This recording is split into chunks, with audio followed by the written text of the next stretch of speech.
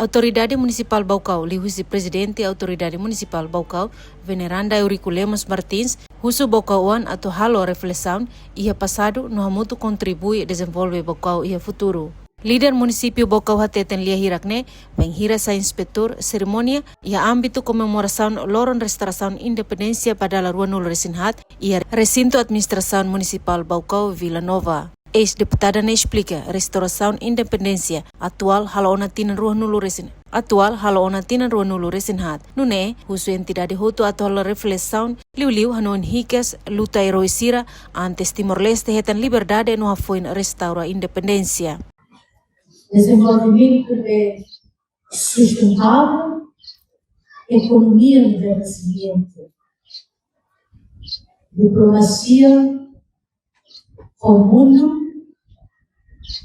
a ita hoto recente kata luta na dene e a do benefício dene na dene. Veneranda Lemos reconhece que foi em restaura independência, progresso e desenvolvimento se dá o halau máxima, mas bem, no dar Timor-One tem que optimista e a futuro Timor-Leste se libertar husi pobreza. Nialori Autoridade Municipal Baucau hato agradece ba comunidade Baucauan hotu no uso na fatin unidade no inclui hamutuk desenvolve Baucau baoin. Alori estrutura toma primária atau agradecimento lain batita ideida batimoruan ideida kata kita masih continua kita yang luta e kita vida punya fato hari malu hari setiap poin lah hari malu hari setiap.